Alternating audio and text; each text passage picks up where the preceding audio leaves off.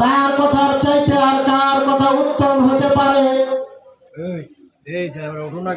যারা মানুষকে আল্লাহর দিকে আহ্বান করে, সৎ কাজ করে এবং নিজেকে মুসলমান হিসেবে দাবি করে। আল্লাহ রাব্বুল আলামিনের আসমানের নিচে এবং জমিনের উপরে তার কথাই উত্তম কথা, তার কথাই সবচেয়ে ভালো কথা। যারা মানুষকে আল্লাহর দিকে দাওয়াত দেয়, আল্লাহর দিকে আহ্বান করে, আল্লাহর দ্বীনের দিকে, ইসলামের দিকে মানুষকে ধাবিত করার জন্য দাওয়াত প্রদান করে, শুধু তারা দাওয়াত প্রদান করে তাদের দায়িত্ব শেষ করে না, তার সাথে সাথে তারা আমলে চলে করে। সম্মানিত উপস্থিতি, আমাদের আমলগুলো দুই প্রকার। একটি আমল হচ্ছে আমলে চলে, আরেকটি আমল হচ্ছে আমলে খয়ের। আমলে খয়ের হচ্ছে যে আমল করলে শুধু শয়তান বাধা দেয় কিন্তু মানুষ বাধা দেয় না, এটি হচ্ছে আমলে খয়ের। আমি একটি মসজিদ নির্মাণ করে দেব, আমি একটি মাদ্রাসা নির্মাণ করে দেব, কেউ বাধা দিবে না। শয়তান বাধা দিতে পারে, ওয়াসওয়াসা দিতে পারে, কিন্তু মানুষ বাধা দেয় না।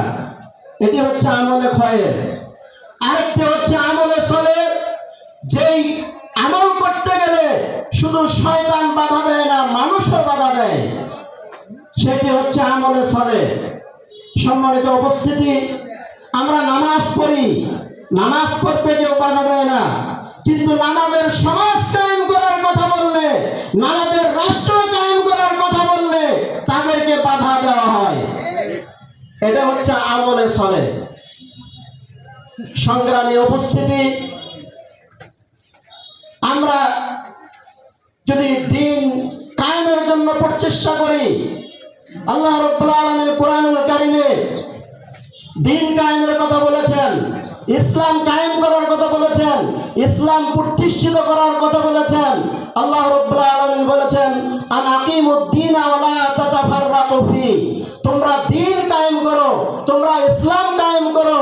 আর এই দিন ইসলাম কায়েম করতে গিয়ে তোমরা দলে উপদলে বিচ্ছিন্ন হও না, ওয়া লা তাতাফাররাকু ফি, তোমরা ঐক্যবদ্ধ থাকো। তাহলে এই আয়াত দ্বারা বোঝা গেল যে দিন কায়েম করা, ইসলাম কায়েম করা, নামাজ যেরকম ফরজ, হজ যেরকম ফরজ, রোজা যেরকম ফরজ, দিন কায়েম করা, ইসলাম কায়েম করা, প্রতিষ্ঠা করা, এটাও তেমনি ফরজ। আমরা নামাজ ফরজ মানলাম, রোজা ফরজ মানলাম, যাকাত ফরজ মানলাম, হজ ফরজ মানলাম, কিন্তু আল্লাহর জমিনে আল্লাহর দ্বীন কায়েম করতে হবে, ইসলাম প্রতিষ্ঠা করতে হবে, এই ফরজ অনেকেই মানতে রাজি নয়।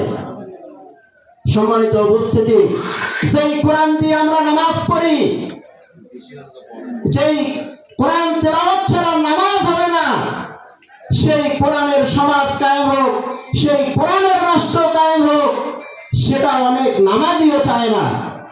সম্মানিত উপস্থিতি, তাই আসুন আমরা সকলে আল্লাহর এই জমিনে আল্লাহর দ্বীনকে কায়েম করার জন্য, আল্লাহর বিধানকে কায়েম করার জন্য বাংলাদেশ জামাতে ইসলামী সারা বাংলাদেশের মাঠে ময়দানে কাজ করে যাচ্ছে। আসুন আমরা বাংলাদেশ